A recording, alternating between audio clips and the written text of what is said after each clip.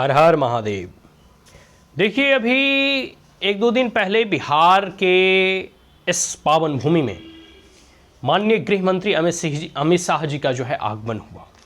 इस आगमन में जिस प्रकार से जब भी बड़े बड़े नेता लोग जो है आते हैं, भाषण देते हैं, उनका प्रेस कॉन्फ्रेंस होता है, अनगिनत ऐसे जो है बातों को, मुद्दों को जो है निकाला जाता है, उन्हें परोसा जाता है और जनता को लुभाने का जो है लोभ लुभावने जो है वादे किए जाते हैं। ठीक उसी प्रकार अनगिनत वर्षों से एनडीए की बिहार में सरकार है, नीतीश बाबू के नेतृत्व में बीजेपी और अन्य जितने भी दल हैं उसमें सम्मिलित हैं और सभी लोग जो है कह सकते हो कि एनडीए में जैसे रामविलास पासवान के जो लाल हैं, ठीक है, चिराग पासवान, वो भी सम्मिलित हैं। इसके साथ साथ जो है आप कह सकते हैं कि जीतनराम मांझी की पार्टी है वो भी सम्मिलित है। अनगिनत ऐसे छोटे बड़े दल के साथ मिलकर एनडीए और नीतीश जी के नेतृत्व में जो है सरकार चल रही है। अमित भाई शाह जी का एक स्टेटमेंट आया है कि बिहार में बंद पड़ी जितनी भी चीनी मिलें थी सबका जो है वो पुनरुत्थान करेंगे या पुनः उसे जो है खोलेंगे। देखो, मैं पूरे बिहार की बात तो नहीं करूंगा यहाँ पर, लेकिन कुछ ना कुछ चीज़ें हैं जो मतलब लगातार लालू यादव के बाद, क्योंकि लालू यादव की जो स्मृतियाँ थी वो लगभग वैसे युवाओं के मन में अभी उतना नहीं है जो कि 20, 22 या 25 साल के हैं। वो जो 35, 40 या 45 या 50 या फिर उससे भी जो बूढ़े बुजुर्ग लोग हैं, उनके मन में वो स्मृतियाँ जरूर जो है कौंधते रहती है कि लालू यादव का शासन कैसा था। लेकिन जो अभी के नवयुवक हैं, जो एक कह सकते हो कि पूरे के पूरे 20 से 25 या 30 के बीच में जो है अभी क्रॉस कर रहे हैं, वो मोर और लेस जो है नीतीश बाबू के जो है शासन व्यवस्था या शासन काल से परिचित है या फिर उनसे फैमिलियर हैं। तो कहीं ना कहीं जो है अभी वर्तमान में जो बिहार की स्थिति है, इन विगत 20 सालों में वो नीतीश बाबू के नेतृत्व में बिहार में सरकार रही है, उसमें एनडीए और गठबंधन दोनों की सरकारें जो है एक प्रकार से कह सकते हो, चाहे कुछ ही समय के लिए ही क्यों ना हो, दोनों की सरकारें भले हो नीतीश बाबू के नेतृत्व में हो, लेकिन कुछ दिन तक महागठबंधन की भी सरकार बिहार में रही और जो है एनडीए की सरकार भी बिहार में रही। अब जब चुनाव नजदीक हैं तो जो ऐसे अमित भाई शाह जी कह रहे हैं कि हम जो है जितने भी बंद पड़े चीनी मिल हैं उसको पुनः खोलेंगे। सबसे बड़ी बात है, आपको पता नहीं होगा कि बिहार के लोगों का, मैं कई एक वीडियो में कह चुका हूँ, बिहार के लोगों को हर जगह जो है उत्पीड़न, मार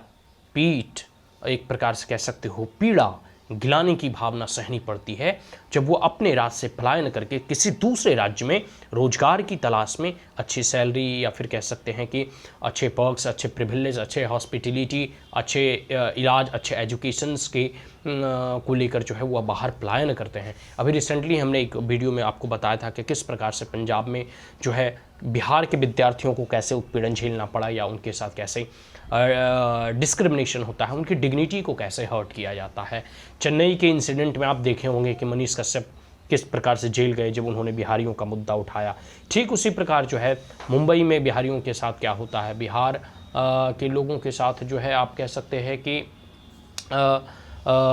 चेन्नई हो गया, असम हो गया, गुजरात हो गया, अनगिनत ऐसे जगह हैं जहाँ की बिहार के लोगों को जो है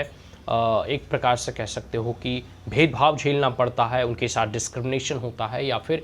उनको जो है जो डिग्निटी, जो सम्मान मिलनी चाहिए थी वो उन्हें नहीं मिलता। तो इस परिस्थिति में आप कह सकते हैं कि बिहारियों के साथ यह दयनीय जो स्थिति बनी है, इसका कहीं ना कहीं अगर कोई जिम्मेदार होगा तो लालू यादव के बाद सबसे बड़ा अगर कोई जिम्मेदार होगा तो वो नीतीश बाबू होंगे। और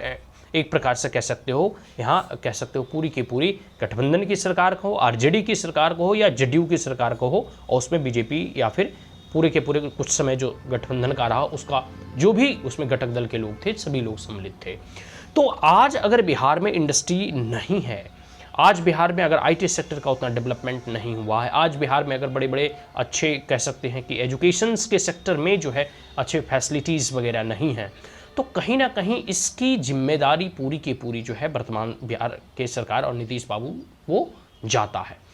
अब जब चुनाव नज़दीक हैं, अब जब चुनाव जो है कि जो है कह सकते हो कि बेला समीप आ चुकी है, चुनावी बिगुल लगभग सभी पार्टियों के द्वारा, सभी नेताओं के द्वारा धीरे धीरे अब वो फूंकना शुरू कर चुके हैं, तो कहीं ना कहीं जो है यह स्टेटमेंट एक चुनावी स्टेटमेंट ही माना जाएगा। वो आते हैं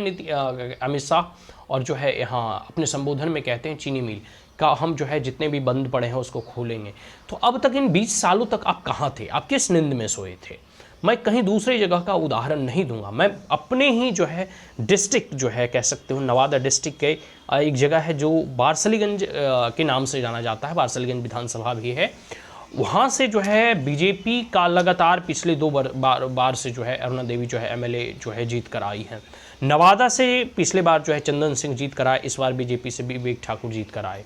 वहाँ पहले कभी ऐतिहासिक और बहुत पुराने समय से जो चीनी मिल हुआ करता था और आसपास के लोग जो है वहाँ से गन्ना उपजाते थे और वहाँ से जो है चीनी का प्रोडक्शन होता था। लगभग वहाँ के किसान जो है इससे लाभान्वित होते थे और ख़ास करके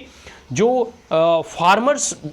जो भी बैकग्राउंड से थे या फार्मिंग कल्चर जो भी करते थे उसमें शुगर केन का जो है वहाँ बहुत अधिक कल्टीवेशन होता था, क्योंकि उसका वो रॉ मटेरियल कह सकते हो और एक कैश क्रॉप के तौर पे भी वो जाना जाता है। तो कहीं ना कहीं अगर अभी बारसलीगंज की यथास्थिति को मैं बताऊं तो चीनी मिल की ज़मीन अडानी को दे दी गई और अडानी वहाँ पे जो है एक सीमेंट का पावर प्लांट लगाया है, ना कि चीनी मिल का। देखो, सीमेंट का पावर प्लांट लगा है, कुछ लोगों को वहाँ रोजगार मिलेगा, कुछ यातायात के साधन बढ़ेंगे, लेकिन मोर और लेस वहाँ के रह रहे क्षेत्रों के लोग उससे कोई लाभ नहीं कमा पाएंगे। कुछ लोगों को रोजगार मिलेगा, स्किल्ड एसएमई स्किल्ड इंजीनियर्स वगैरह जो भी होंगे, तो वो वहाँ के लोकल नेटिव लोगों को वहाँ से उससे बेनिफिट नहीं मिलेगा। और दूसरा कि वहाँ के फार्मर्स, अगर चीनी मिल बारसलीगंज में खुलता तो शायद अगल बगल के जितने क्षेत्र जितने किसान हैं सब गन्ना रोपते और उससे वो जो मुनाफा कमाते वह भी जो है संभव नहीं होगा, क्योंकि वहाँ सीमेंट का उद्योग और फैक्ट्री लगा है। मैं इस उद्योग के खिलाफ नहीं हूँ, मैं इस फैक्ट्री के खिलाफ नहीं हूँ। हम चाहते हैं कि वहाँ सीमेंट की फैक्ट्री लगे, अन्य और भी जितनी तरह की फैक्ट्रियाँ हैं सब बारसलीगंज में जो है खुले, क्योंकि वह एक औद्योगिक केंद्र के तौर पे भी जो है नवादा डिस्ट्रिक्ट का वो देखा जाता है। लेकिन इसके साथ साथ चीनी मिल का भी जो है रीओपनिंग होना चाहिए, चीनी मिल की भी वहाँ इस्टेब्लिशमेंट होनी चाहिए, क्योंकि इससे वहाँ के लोकल लोग और ख़ास करके आम किसानों को वहाँ से जो है लाभ पहुँचता। लेकिन दुर्भाग्य को, और आने वाले समय में देखिए इस सब चीज़ों से प्रदूषण भी होगा, इन्वायरमेंट का भी जो है कह सकते हो कि ऊपर निगेटिव इम्पैक्ट पड़ेगा और रह रहे वहाँ के स्थानीय लोगों पर भी नकारात्मक प्रभाव पड़ेंगे, डस्ट या पॉल्यूशन अधिक वहाँ जो है बढ़ेगा। लेकिन फिर भी चलो मैं इस चीज़ का समर्थन करता हूँ कि नहीं से कुछ भला, something is better than nothing. ठीक है, कुछ तो खुला, कुछ तो इंडस्ट्री खुला, कुछ तो वहाँ जो है आगे जो है प्रोसीजर आगे बढ़ा, भले चीनी मिल ना खोला गया हो। लेकिन जब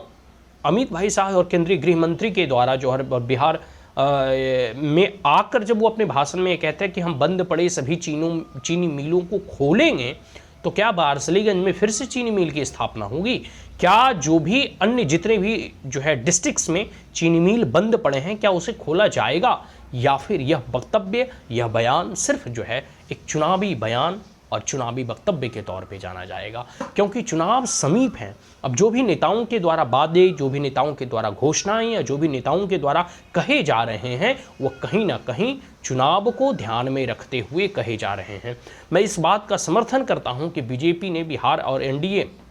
सरकार ने बिहार के डेवलपमेंट में बहुत सारी चीज़ की है। गैस सिलेंडर मुफ्त पहुंचाना हो, बैंक अकाउंट खुलवाने हो, उज्ज्वला योजना के तहत गैस सिलेंडर पहुंचाने हो, इलेक्ट्रिसिटी देना हो, नल से जल देना हो, आवास देना हो, अनगिनत ऐसे डेवलपमेंट के कार्य किए गए हैं। रोड वगैरह थोड़ा डेवलप हुआ है, इंफ्रास्ट्रक्चर अच्छा डेवलप हो गए हैं, बहुत सारी ऐसी चीज़ें हैं। लेकिन ये चीज़ें पर्याप्त नहीं है। अब एक अलग नेतृत्व हमें चाहिए। अब हमें एक ऐसी सरकार चाहिए जो बिहार को डेवलप्ड कर सके। अब जैसे नवादा है एक एक्सपायरेशनल डिस्ट्रिक्ट कह सकते हैं, एक पिछड़ा हुआ जो है जिला कह सकते हैं, इसको डेवलप्ड करना है तो स्वाभाविक सी बात है यहाँ इंफ्रास्ट्रक्चर के डेवलपमेंट, एजुकेशन और यूनिवर्सिटी की स्थापना या बहुत सारी ऐसी चीज़ों की आवश्यकता है। ठीक है, बहुत सारे ऐसी घोषणाएं तो किए जा रहे हैं कि कैंसर का हॉस्पिटल्स खुलेंगे और बहुत सारी ऐसी चीज़ें हैं, न्यूक्लियर पावर प्लांट लगेगा, ये होगा वो होगा। लेकिन सारी चीज़ें अगर सिर्फ पेपर्स पर होती हैं और लेट लतीफ़े होते हैं कि एक परियोजनाओं का कोई जो है कह सकते हो अभी वादा करके जा रहा है 2025 में और उसका शिलान्यास या उसका उद्घाटन 2035 में होता है, तो वो जो है फिर बहुत ही कह सकते हो कि कारगर साबित नहीं होता। और इस जो है पूरे के पूरे खास करके एग्रीकल्चर के डेवलपमेंट में जब प्राइम मिनिस्टर नरेंद्र मोदी हमेशा इस बात को कहते हैं कि हम किसानों की आय को दुगना करेंगे, तो वो किसानों का आय कैसे दुगना होगा? जब एग्री और एलाइड सेक्टर पे ध्यान दिया जाएगा और उसके इंफ्रास्ट्रक्चर डेवलपमेंट पे ध्यान दिया जाएगा, प्रोसेसिंग यूनिट्स वगैरह इस्टेब्लिश किए जाएंगे और डेयरी कल्टिवेशंस वगैरह फिर और एग्री और एलाइड जो सेक्टर है उस पर जो है बल दिया जाएगा। आने वाले समय में देखिए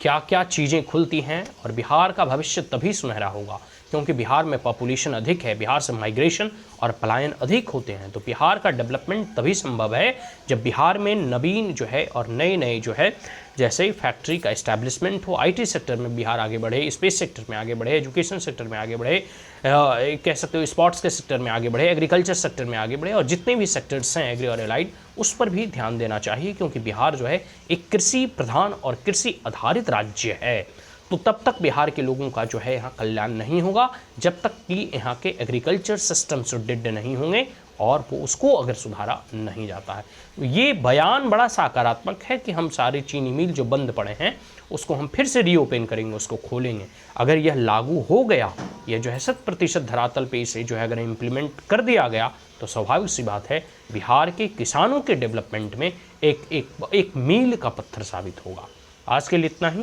धन्यवाद।